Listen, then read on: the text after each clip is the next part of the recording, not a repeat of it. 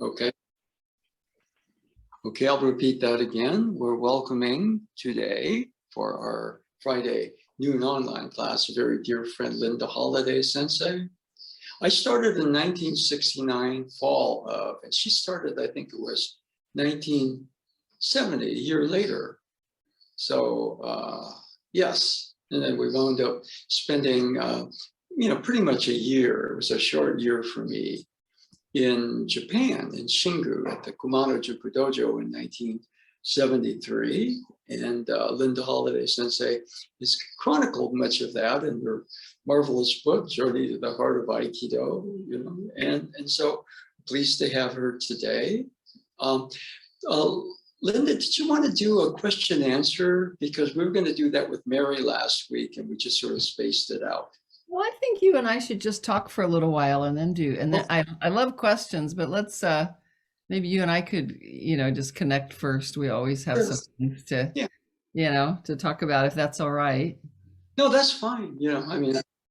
I'm kind of, just basically last week was just a great time, connecting with Mary. Yeah, I chance to do the same thing. Thanks for sending me the link. And I took a look at it. Yeah, it was always nice. And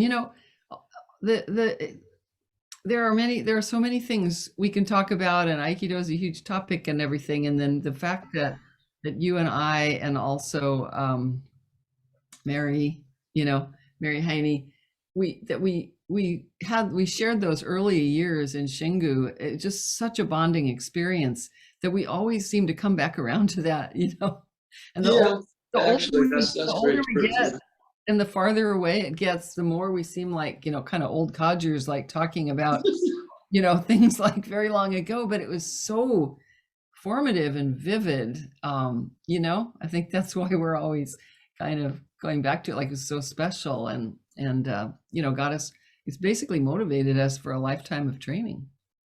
Well, one thing that, there's a book, called Zen Way of Baseball, Sadaharu-o, Yeah. He studied Aikido, but not on the mat. He was very influenced by O-sensei. But one thing he said is that the word that he hated the most was halfway, doing it halfway. Because for him, it was all Ishokenmei, Shinken, and that was something, of course, part of the culture, but it was also something. Which, just to translate for Jack Sensei there, Ishokenmei means put everything you've got into it, kind of stake your life on your training. And Shinken means live blade, which means train with the same kind of intensity as if you had like a live sword in your hand. So shall I be your translator today, Jack? Well, I take it for granted people know that stuff because they read Aikido related things. So kind of, not always though. But yeah. I know, but that was the sense of it. It was like perpetually all out. That's my memory of it. Therefore, it was still very distinct. That period is still alive in us, so to speak. That's what's so fascinating. And I was thinking about, what because it's not just like an experience that a few people had a long time ago that was like extraordinary, but I was thinking about how that, is relevant and relates to people training now, because it's more a sense of like total commitment, and what comes of that. Of course, we were training with, Hikitsuji Sensei and Ano Sensei and, really extraordinary people who had trained with O-sensei. So like that was obviously very important. But the other thing was how we just really, it was Ishokenmei. We put everything we had into the practice, like morning and night and in between. And the other thing I was thinking about in terms of those early experiences that I thought might be, kind of a good reflection for everybody, not just who was, in training in Japan in the 1970s, is how we trained in such a variety of ways, and that training, the definition of being on the Aikido path and doing Aikido training was deep and broad, So it wasn't just like, oh, I'm going to go to this class and then I do what I'm told and then I go home it wasn't like that at all, right? We would go to class, and then we would train after class, and then we'd be going, our teachers, we'd spend time with our teachers, and they would do special things with us and talk about sensei, and then we would do this, and then we would do bow practice, and then we would, take ukemi after class in the evening class, right? So much. And it wasn't just the physical training, it was also the, learning to chant and going to sacred places and, doing things to absorb the energy there. Like, I don't know I think it's more common these days to think about Aikido in a very compartmentalized, like, I'm doing my Aikido now because I've gone to the dojo. And I just like to kind of offer this sense of like Aikido can be really, so inspiring and deep and broad, depending on how much you put into it. Yeah, one thing you said was, for example, Ono Sensei and Tojima Sensei, they were basically factory workers. And I believe Tojima Sensei never even graduated high school. And yet they're probably, in terms of my own experience, they were well educated by the fact that they trained with O-sensei, that they really saw, themselves and Aikido as something that was universal, not just, Japan in a certain period in a certain cultural tradition, but very, very deep and very wide. So yeah, I agree with you. Yeah, and just I've reflected on that a lot too. We were out in the countryside, right? It was not Tokyo. There were not like all these universities around. People, I think, tended not to be, highly educated in that way. And then particularly this generation of our teachers, for instance, Ano Sensei and Tojima Sensei that you just mentioned, and they worked at the paper manufacturing plant, which employed a lot of people in the Shingu area.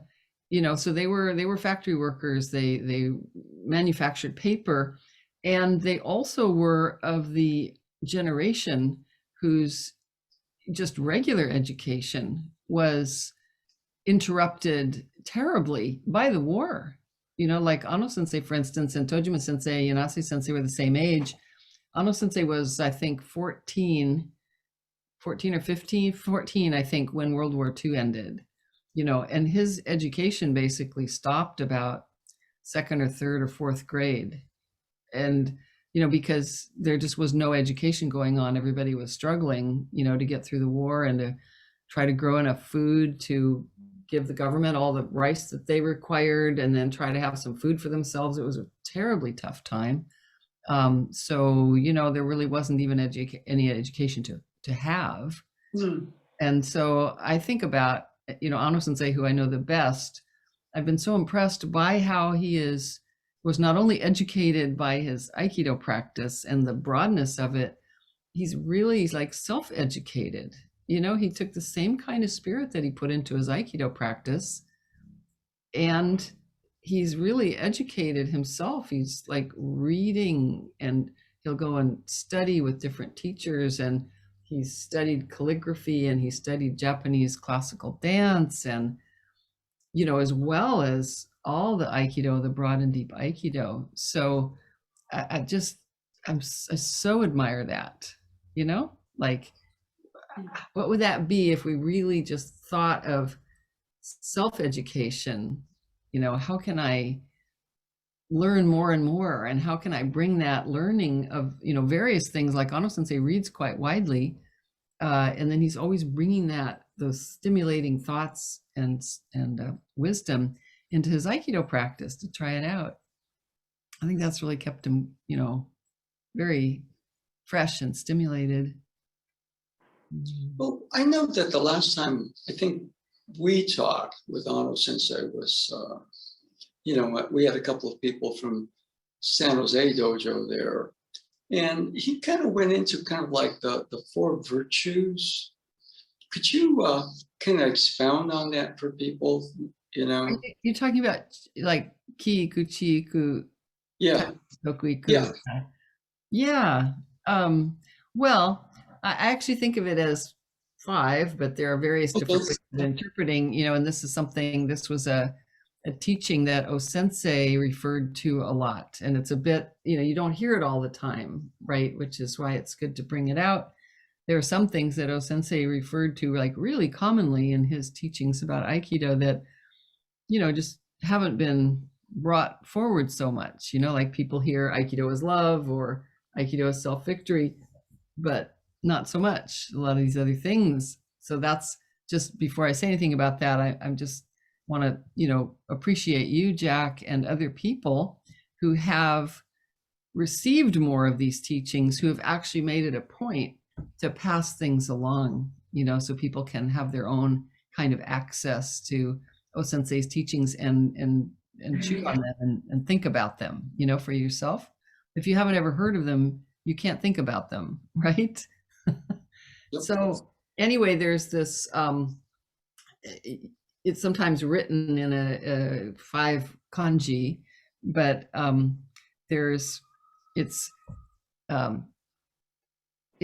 I think of it as the like 5 areas of training, 5 aspects of training in Aikido, and it kind of goes along with what I was just opening with about the broadness of Aikido training, that it's not just technique. So, when it says ki iku, ki meaning, ki, energy, vitality, and spirit, the iku after that actually means like education or training or cultivation. So like, Jack, when you say kyoiku, which literally means education in Japanese, right? That's the iku. At the end of it is this teaching, training, cultivation. So you could say 5 areas of cultivation in Aikido. And some people say 4, and then the 5th one is something else. But the first one is ki. So like training or cultivating your ki. That was the first one. Is that the first one, or is it chi? Is it chi or ki that begins with ki ku chi? No, ki ku chi ku. The first one is ki, cultivating your ki. The second one is chi, which means intellect or wisdom. So, your mind, cultivating that area of yourself. Kiku, chiku, tokuiku. Toku means something like virtue or ethics, the sense of what's right, what's right and wrong, and also your kind of character as a human being. So that's the 3rd area of cultivation in, you could say Aikido training, or you could just say cultivation of yourself as a human being, right? Which is what we're doing in Aikido. So ki, chi, your intellect, toku, your like ethics or character. The 4th one is tai, body. So, you could think of that as the physical practice. You could think of it as physical health. And I like to point out to people that that's 1 out of 5 in this way of laying out, what are we doing here? What are we cultivating? Which is, the broad view, right? And then the 5th one, which sometimes people set aside as separate, but I'm just going to put in there as number 5, is shiki or joshiki. And that means common sense. If you look at it in the dictionary, it means common sense. But if you talk with someone about it, like Mary Heine, for instance, she said it's kind of like, I think in modern psychological terms, it's social intelligence. It's like common sense, like how to relate to people, how to have proper behavior in a social context, how to be a good member of a community, a good member of society. So it'd be kiiku, chiiku, tokuiku, taiku, joshiki no kanyo, or something like that, like the cultivation of your ki, your intellect, your virtue, your body, and your common sense. Yeah, I've always thought of that, after, not quite when I was in Japan. In fact, I think I made a joke once to you that the joshiki was my weak point. The common sense. Yeah, right. But I think of it as situational intelligence. Situational intelligence. That makes a lot of sense. Pretty much what you were saying. Yeah. Yeah, which is kind of like social intelligence, but anyway, they're all just terms. Isn't it great though? I mean, I love just having that laid out. Ano Sensei sometimes just writes that calligraphy, just Yeah. those five kanji over and over, like a reminder. Yeah, and I remember that conversation with him, where we had, I think it was Harry and was it David, I think was there, and also Lou, and then that was juxtaposed with, what you might call, when you might translate this, if you like, the 5 steps, Satori no Gokai, and how they sort of were to some degree, they reinforce one another. The 5 steps to enlightenment.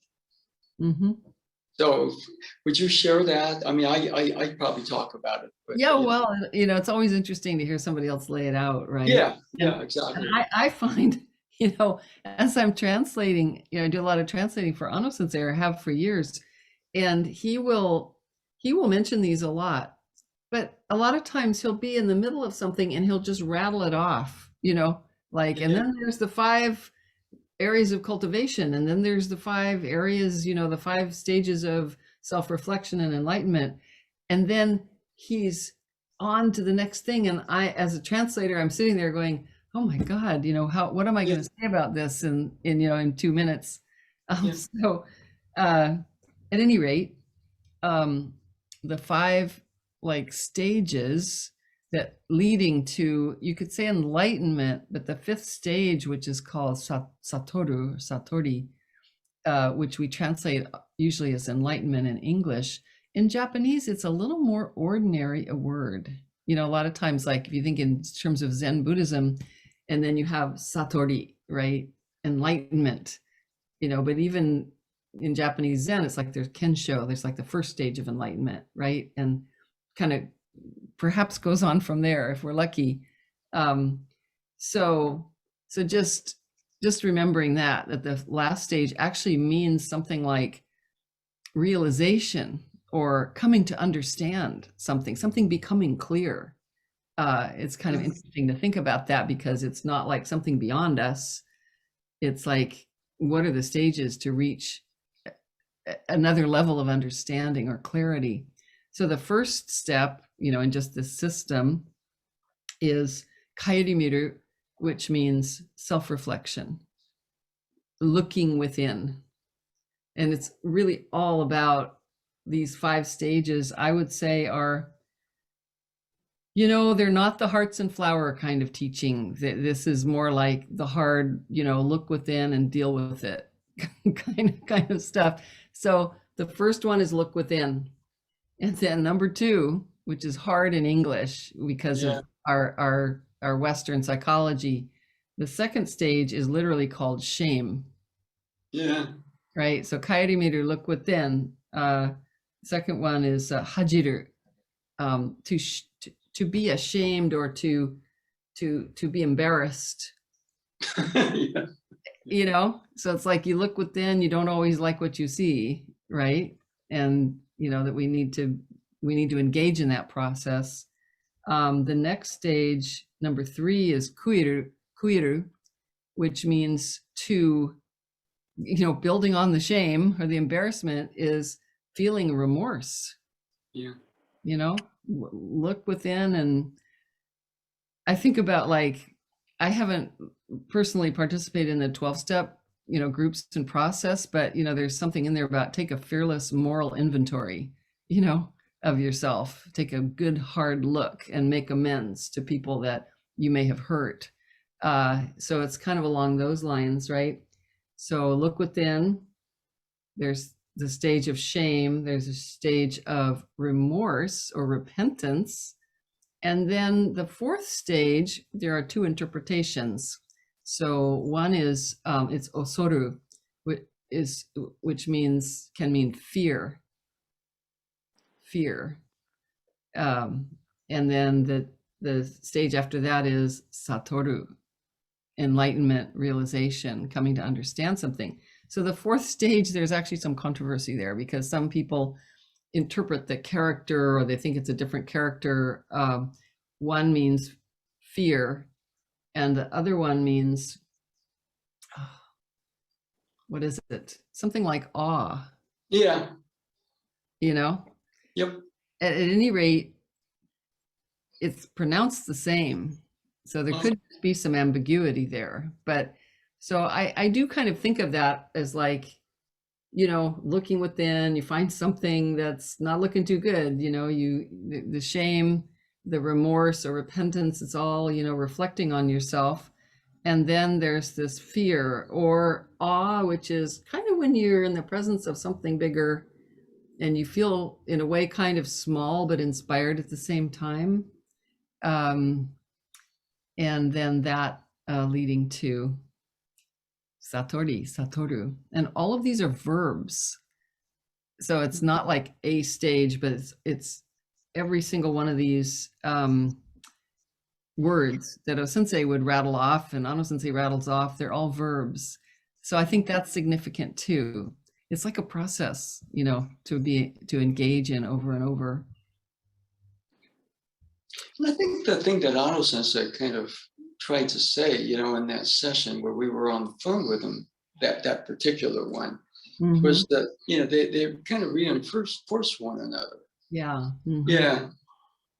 So the development virtue stage, but on the other hand, as you do that, there's also the 5 steps that you just kind of laid out. You need, to some degree, you're active on both, right? Yeah.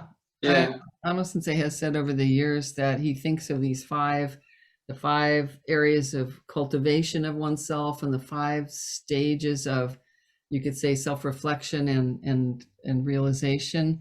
He looks at those as parallel and just like reference over and over, from O Sensei's teachings, like life reference. Okay. Yeah. Yeah, that's not, especially the 5 steps to Satori. I don't think I've heard anywhere else. I mean, you really, we've had a lot of stuff that's been translated, mainly by John Stevens, but I've never bumped into that. The Shingu Dojo, in fact, what happened for me was Hikizuchi Sensei came over May of 1974. I think you were on the East Coast with family. Yeah.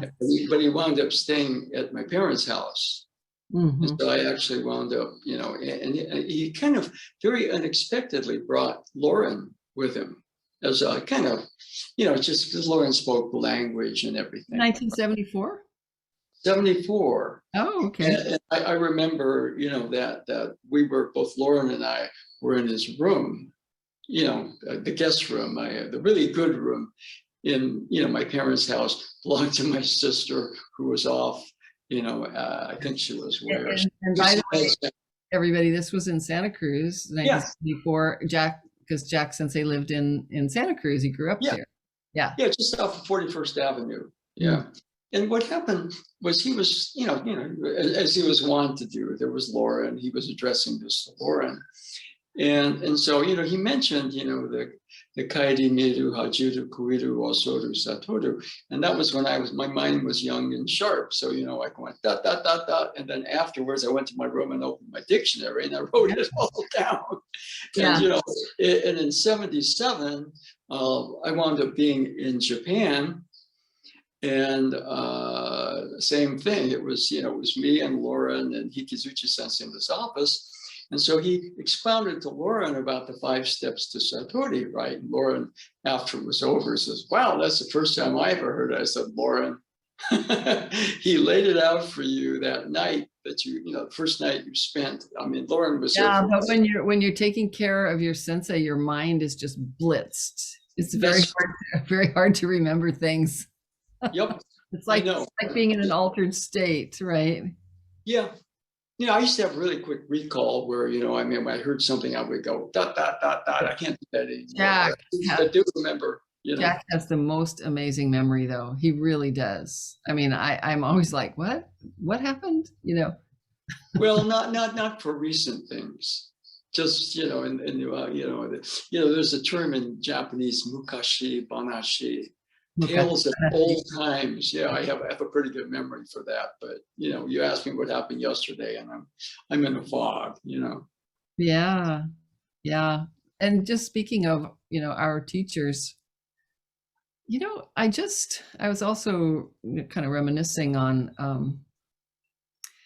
I don't know how nice it was, how special it felt to be able to just be with our teachers, and also to, I mean, in a sense, they were taking care of us, but in another sense, a very real sense, we were like really trying to serve them.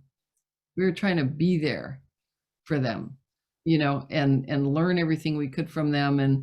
And I mean, some of this is just Japanese culture, but I remember just loving being able to help them in any way, well, let me carry that thing for you. Or if they had the custom in the Shingu dojo of folding your sensei's hakama, I would have just been like all over it. They didn't. People folded their own hakama, but it just, these people who carried the art of Aikido and they carried O Sensei's teaching so deeply, it was just, I often just feel so much kind of joy and involvement, blessing in being able to be with and to serve, my teachers. It still really motivates me. I'm still doing a lot of stuff with Ono Sensei.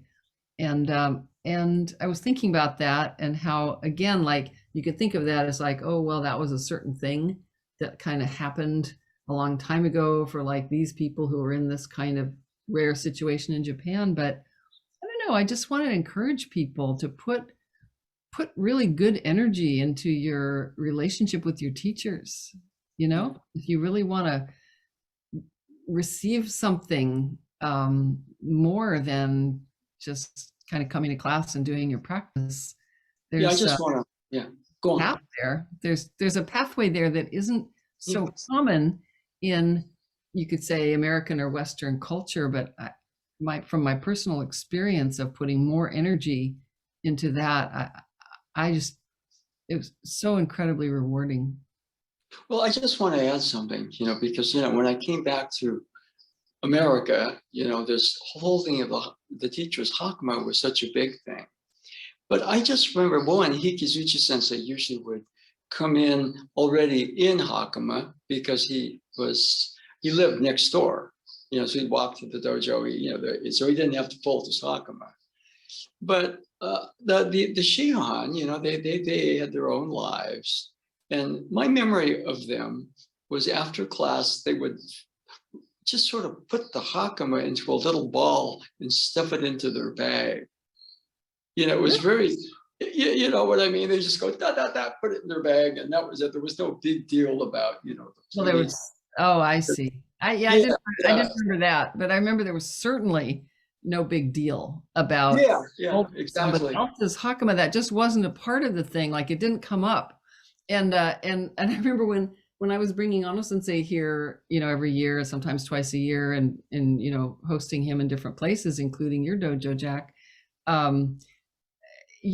Like, I'd be happy to fold his hakama after class.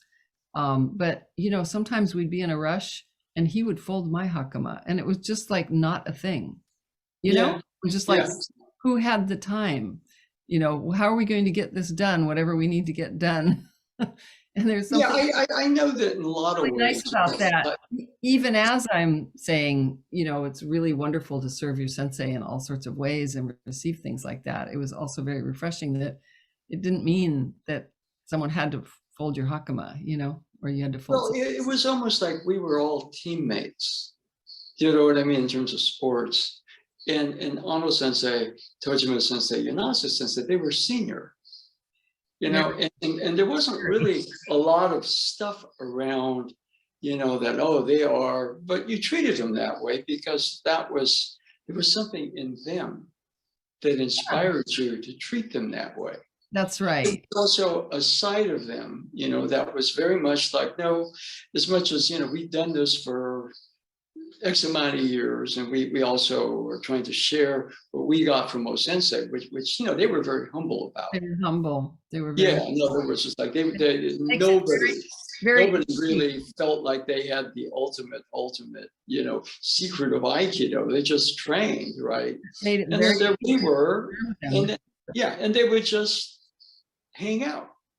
Mhm. But when you got to hang out with them, there was a point where it was really obvious that whatever they got, that it was very much a deep part of them. Mhm. And so in that way, it was really refreshing. And so what happens sometimes, you come back, and you should always treat your teachers with respect. But in that particular case, what I will say is that there was no real model for us. I mean, Hikizuchi Sensei, was the 10th degree black belt and the head of the school, and so. But on the other hand, they were clearly, I would say in a good way, unusual. They were humble. You could feel it. You could feel what was in them, even though it was kind of mysterious.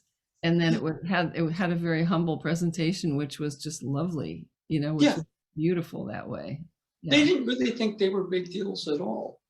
They just were there, and we were struggling. We were from another culture, and we were there to kind of do something that they valued very deeply, because they were all sensei students. And so, they looked after us. They were kind of like our guardian angels, literally, if you were kind of look at what happened, because, we all went there. I don't think you went there with very much money. I went there, with very little money.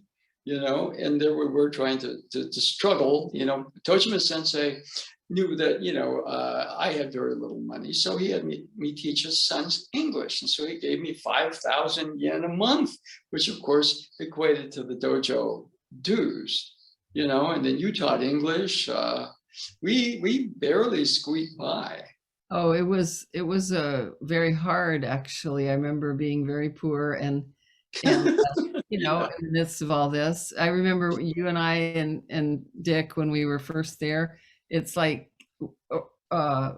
whenever there was like a free meal somewhere, it was amazing. It's like, eat up, that sort of thing. Yeah, because we were just focused on our training, and also it was out in the countryside where very few people spoke English, and it wasn't the kind of thing where you would get employed, in a company or something like that. We didn't have time for that anyway.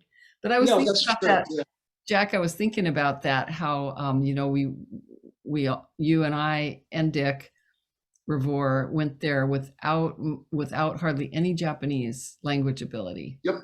We were just young and like, let's go for it. And you looked the part, but you dangerous.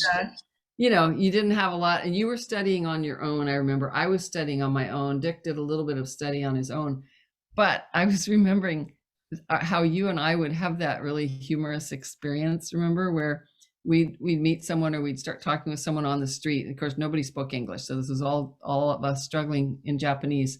So if Jack and I were together, the Japanese person would look at Jack and would speak to Jack. And then Jack, who didn't understand quite as well as I did at that time, then Jack would look to me. I would translate for him. Yeah. Jack could speak better than I could at that time. And then Jack would speak back to the person. So you'd have this many-phase communication that must have I just imagine it just blew the mind of, the other person.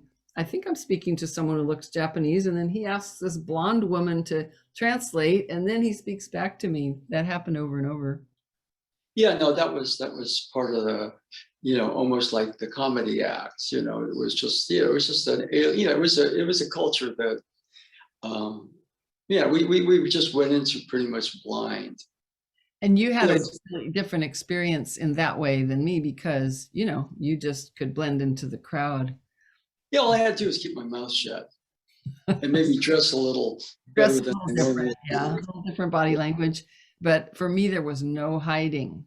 Yeah. No hiding. It was excruciating, actually, being that visible. Do you remember that story where, I think you and I were coming back from the dojo, and, this little kid runs out, and it was almost, it was very rude, but you ran into this a lot, where certain points that you say, gaijin, gaijin, gaijin. And then he's looking at me and saying, gaijin, gaijin, gaijin. And so I looked at him and said, I'm a gaijin, which means foreigner too. And he went like that, and I said, are you Korean? Which is kind of not necessarily, that's an insult in Japanese. Something like that. And he went, because, it's sad to say that culture is very, I mean, it's very nationalistic. Xenophobic. If you're a foreigner, you get treated as, well, at that time, maybe it's different now because it's many moons ago. But, it's like if you're, let's say, Chinese or you're Korean, even though you're Oriental, you're not Japanese. It's very much an island culture at that time. I don't know what it's like now. So all of a sudden, she had to deal with, people just yelling gaijin, gaijin all the time, which is really bothersome. I remember. It was kind of like, like all I got to do is just sort of keep my mouth shut. Yeah. Yeah, really just getting shouted at on the street was just over and over was a hard experience. Yeah. That doesn't happen very much anymore in that area, because it's like we're almost like 50 years ago, and there have been so many foreigners and Caucasian foreigners going in and out of Xingu for Aikido, that the townspeople are more used to it. Plus it's just it's the internet age and so on, but people will still stare. But yeah, before, when people would just shout. And our friend Mike Skoss, who lived there for a while, he had a temper, and he would just get upset, about people shouting gaijin, at him, foreigner. And I remember he would stop and he would say to the kid or whoever was shouting at him, gaijin, he would say, "Are you a ninjin?" Which means carrot, Yeah. Carrot. So, any rate. Yeah, no, that was it was all kind of, it was a very different reality from today, Yeah. Do you so you were asking at the beginning if you want to do questions. I'm happy to talk with people and take questions. Do you want to do that? Sure. David, can you set up chat stuff? Because I can't do it on this end. I don't know how to do it. Well, if anyone has the question, if they want to use the raise your hand button, and I will. Yeah, and in a small group like this, you can kind of wave too. If you've got your camera on and you make a gesture, I'll go ahead and add you to the spotlight. Ooh, I saw some at least waving. Okay, Cliff, you're on. Goodness. Okay, so I have a question for Linda Holiday Sensei, which is when Anno Sensei, one of the times that Anno Sensei taught in Santa Cruz for the summer, he had a theme of gratitude. And I was wondering if you could expound on that for a little bit. Sure. Gratitude is a big theme for Anno Sensei, and also for O Sensei. I find that Anno Sensei is often just, he's been studying O Sensei, his whole life and chewing on it. And so a lot of times what he's kind of passing through are things that O Sensei emphasized. But Anno Sensei really emphasizes gratitude as a practice and as a kind of, as you could say, as a worldview or as a fact, like gratitude, not just like a thank you for what you did for me, though that's, that's a certain level, but gratitude for like the fact of our existence, the fact that as he likes to say, our lives, everybody's life is sustained by everything around you and by everyone around you. Like we are not isolated, self-generating beings. But, we receive our bodies from our families, from our parents. We are given air and light and food, the whole food system, people making food and selling food, and everything is given to us in that sense. And so he suggests that the accurate, way to be, and of course, an inspiring practice, a deep practice, is to have as much, to sustain as much awareness of that as possible, and humbly, that your own life is sustained by everything and everyone around you. And he said, when you realize that, when you keep realizing that, then you naturally have gratitude, and then you naturally want to give back. And so this is like the way to live. So that's what he seems to be emphasizing in terms of gratitude as a life, as a practice. And I also want to say that, when I was working on my book, Journey to the Heart of Aikido, which, is really centered on the way that Ano Sensei teaches and what he's conveying of the Aikido teachings, as I just generated a huge amount of material for years, and then I was sorting through it and translating it and trying to figure out how to put it into a book. It was quite bewildering, really, since I'd never written a book before. But I just noticed, okay, there's themes here.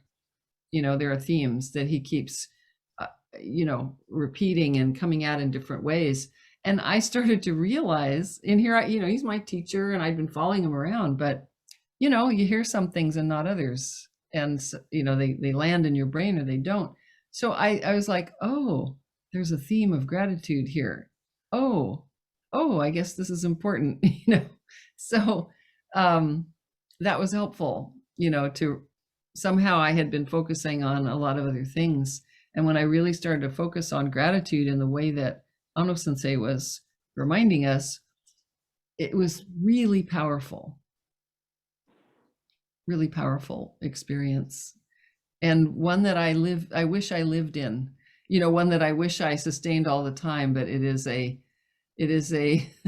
periodic and always good practice for me.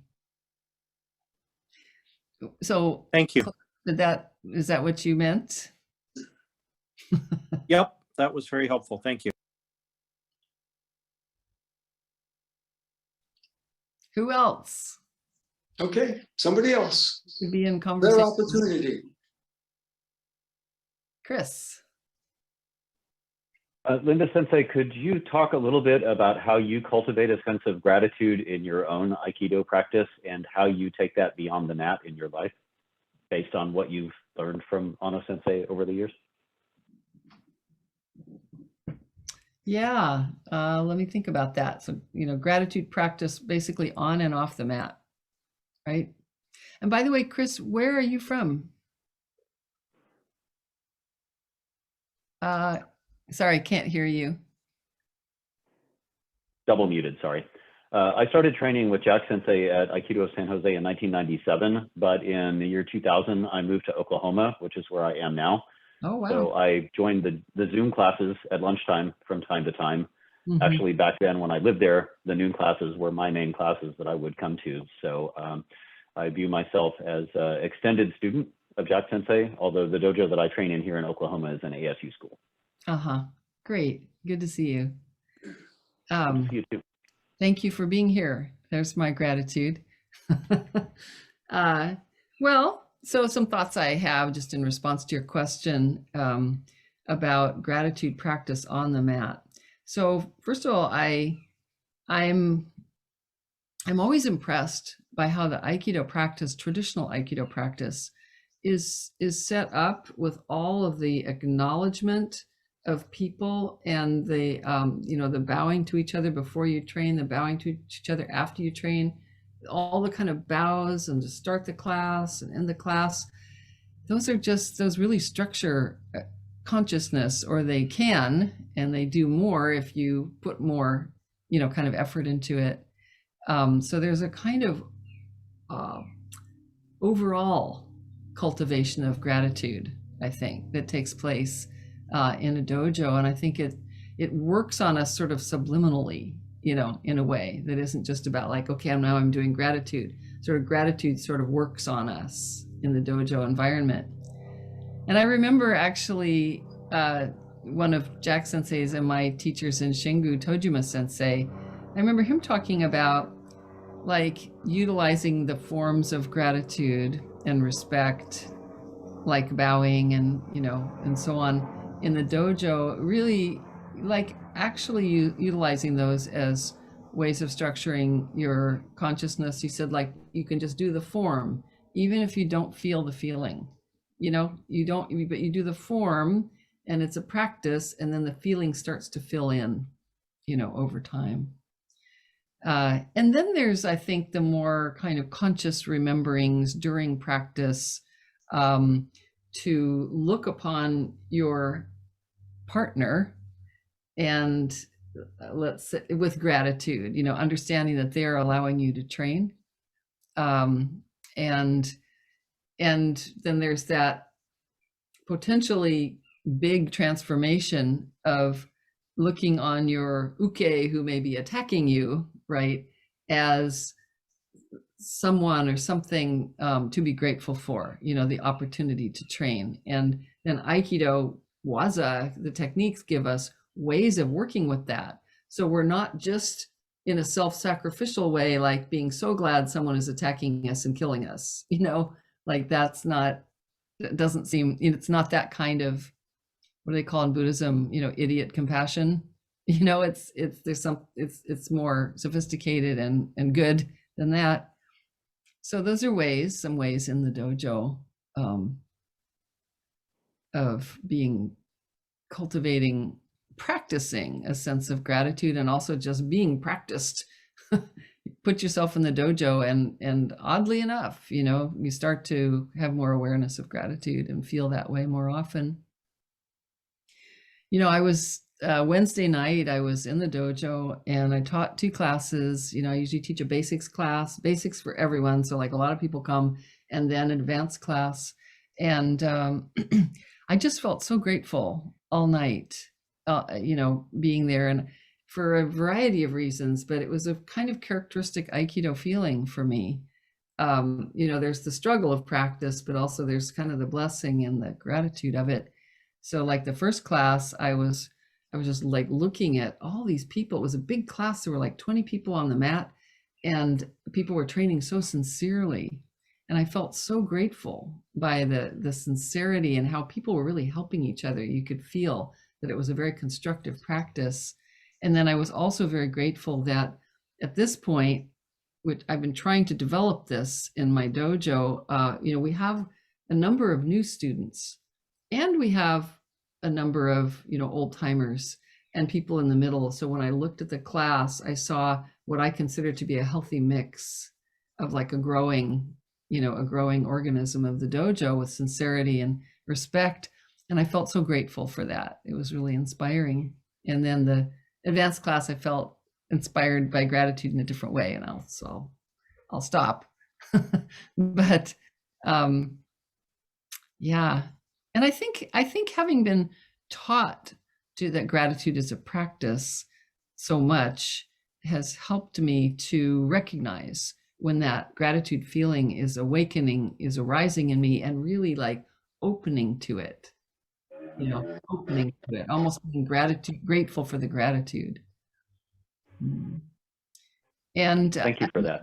The one thing I'll say about off the mat, because obviously this is a big topic and I've already said a lot, but one of the things off the mat is that from what I've been taught and inspired, by Ano Sensei and other teachers, I'm often kind of feeling grateful for nature. And in that sense of, Ano Sensei is always saying, your life is supported by nature. You are part of nature, and you didn't invent this, you didn't like earn it, it's given to you. So gratitude is a natural response, but also for the beauty, the beauty of nature. Just feeling so grateful for being, when I am in nature, in my garden out here or in the mountains or something, just feeling so grateful for the beauty that that fills me, fills my eyes and my spirit. That's wonderful. Thank you. Anybody else? This is your opportunity. Always a good challenge, just be asked a question in the moment and see what comes up. Catherine popped up there. Hi, Linda Sensei and Jack Sensei. My question is, when you were training extensively and with a lot of enthusiasm, spending all of your time training when you were in Xingu, how did you transition back to coming to the States and then absorbing all of these other responsibilities into your life? So how did you, in your heart, embrace Aikido with the same enthusiasm that you had, but yet spend time doing all the other things that you do to run your dojos? So I'm going to be really interested, Jack Sensei, why don't you go first? I want to hear what you have to say about that. And also, Jack came back first. Actually, that's true, yeah. I mean, in terms of 1973, and actually I went back first. Yeah, because you did everything first. You did everything first. You're my senpai.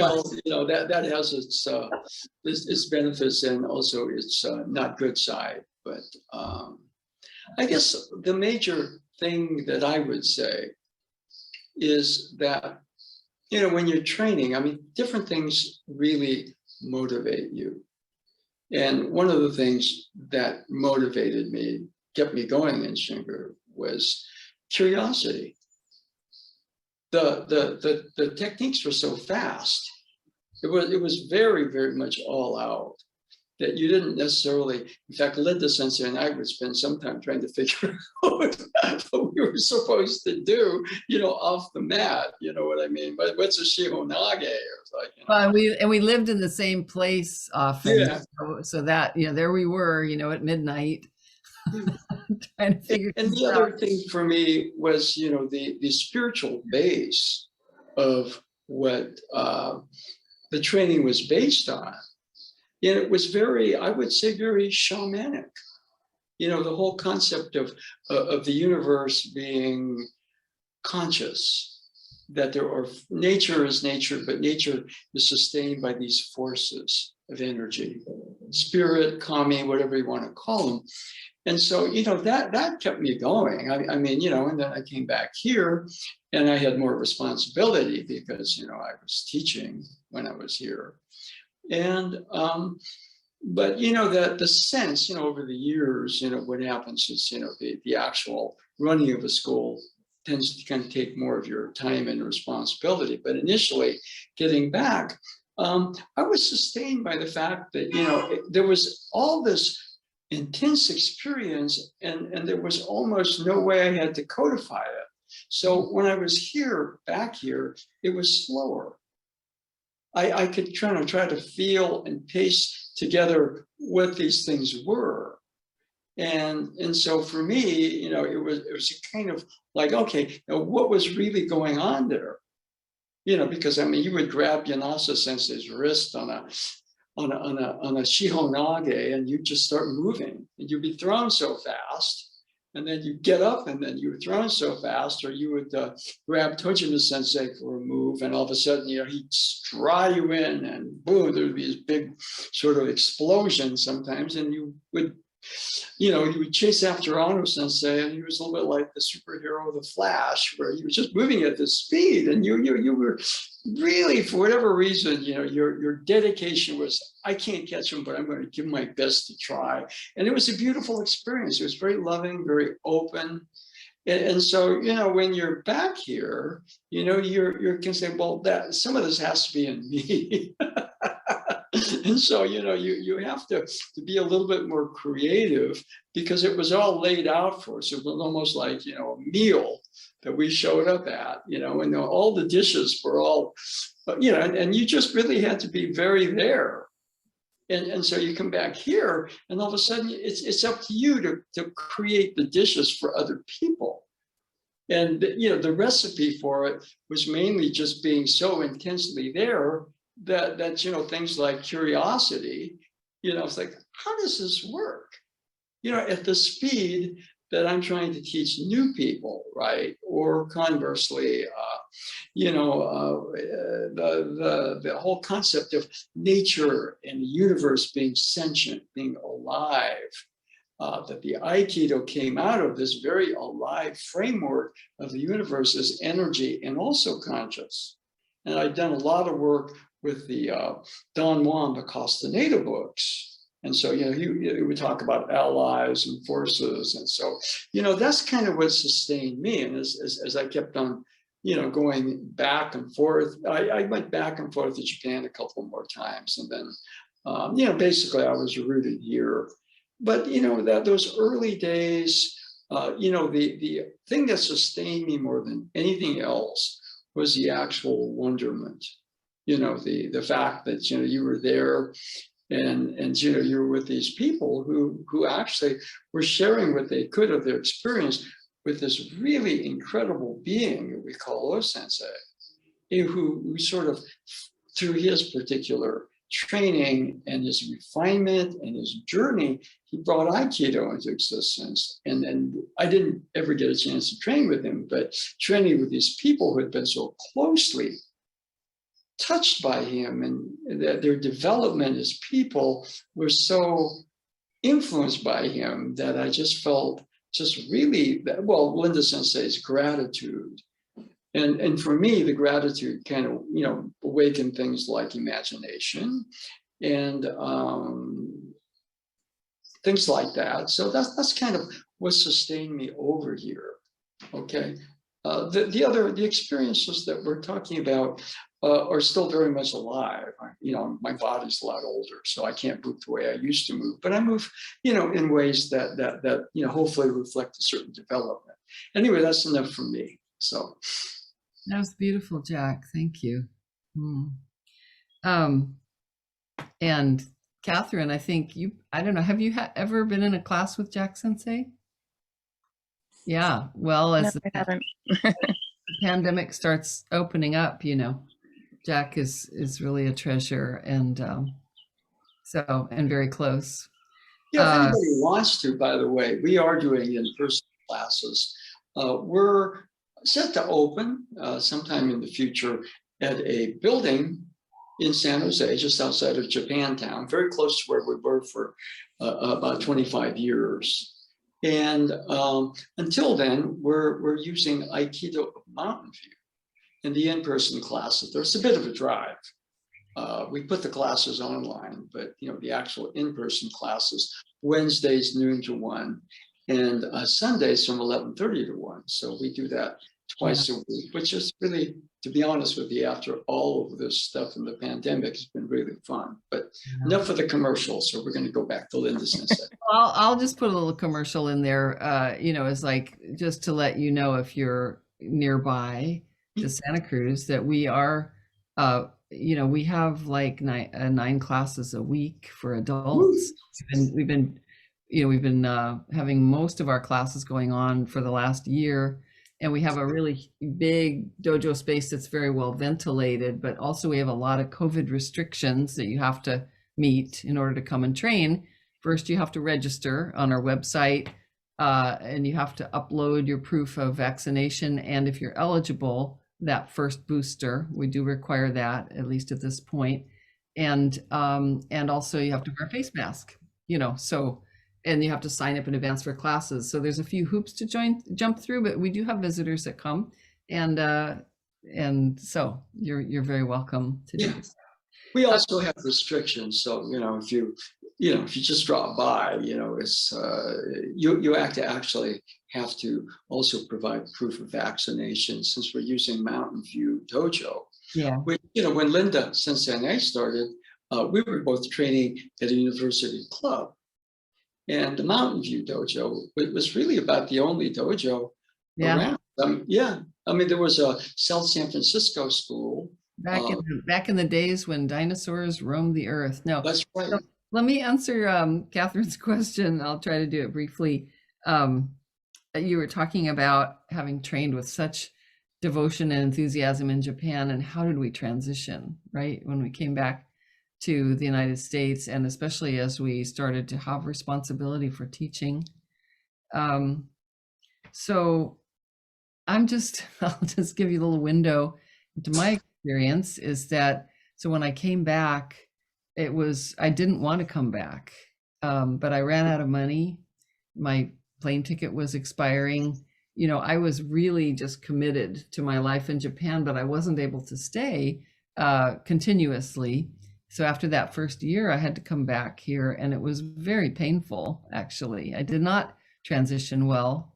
And I also wasn't teaching, although I did actually teach one class series during that time, but I also didn't especially want to be an Aikido teacher either. I mean, that just wasn't in my mind. What was in my mind was training with my teachers and continuing that, but I wasn't able to continue it. So I came back to the United States and then just started working, trying to save up my money so I could go back to Japan. So the first time coming back was not a successful transition, and I felt very much like a foreigner in my own country because I had changed so much in that year of immersion.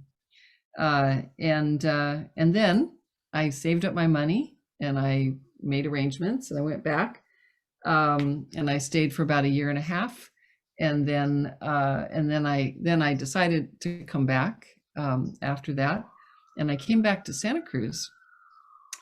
To say I just decided to come back omits a lot of things in there that made the transition quite painful, but you know, so it wasn't easy for me, the coming back from that environment.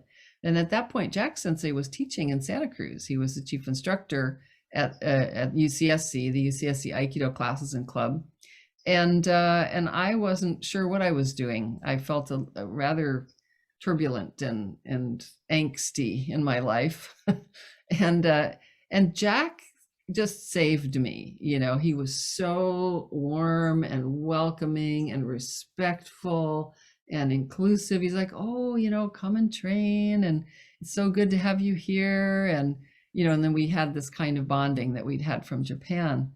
And then, so I tentatively kind of started training with the Santa Cruz group because I went back to Santa Cruz. And then Jack told me, this was fall of 1976. And then he said, you know, I'm thinking I'll go back to Japan for a while, you know, for like another round of study. So how about if you take over for me here for like 6 months, you know, just teach. And I'm like, no, you know, I'm not qualified. I don't have the confidence, you know, all of that. And then he was just so nice, and he just kept very warmly, you know, pressure, but persistent, you know, oh no, you'll do fine. And so finally I agreed. And so then he went to Japan for his 6 months, and I struggled with this transition of being a teacher, and you know, just my own internal struggles, right? I'm sure it was going fine, and the students were fine, you know, they were happy about it. And then 5 months later, Jack wrote to me from Japan, and he said, I'm not coming back. And I'm sure you'll do a great job, you know. So I like to tell people that Jack Wada just tricked me into teaching, which is absolutely true. And then after that, since I had no way out, because I felt a sense of responsibility for Aikido, and Jack had given me, you know, the UCSC group, I just kept going, and I eventually saw that even though I felt insecure about my abilities, that people were getting a lot out of the classes. I could see that. So I made my peace with it little by little. And then after, I'd say years, I felt I developed a sense of service, and that kept me going. Yeah. But for me, it was hard transition. Yeah. Jack Sensei, it's after 1, isn't it? Okay. I think maybe someday we can do this again, just, Oh, it's nice to do. I always love talking with you, and Aikido's our favorite topic, isn't it? Yeah, well, it's a great bonding topic. I'm sure you have other favorite topics. You're really getting into your writing now, right?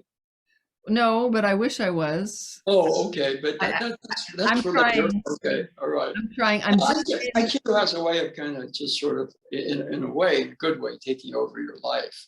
You know what I mean? There's a point where, well, it's the running of a dojo that's so very consuming, and especially now in the last couple of years, it's just been very difficult. Anybody yes, running a dojo is having a really hard time.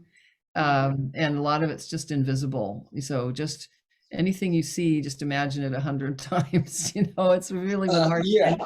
So that's yeah. So I actually, in the middle of the pandemic, I'm really happy that I did this. I just joined a writing group, not a Aikido writing group, but I used to be a poet, right? I used to write a lot of poetry and everything and be part of writing groups. And then I was just too busy for many years. So I started a writing group again, and I did that for about a year. And so now I feel like, oh, I remember I'm a writer, and I totally want to write again, but I don't have the time. So everybody if you could just help by just holding a vision that sometime in the very near future, I'm going to have time to write again. I would so appreciate that, because I'm kind of struggling to get there. Okay. Well, I hope you do. You have my energy. Okay. Yeah. Anyway, I thank you all for tuning in today. All right. And hi, Harry. nice. Thanks for being there. Okay, so let's okay, we can probably stop the recording, if you're in charge of doing that. But thank you all for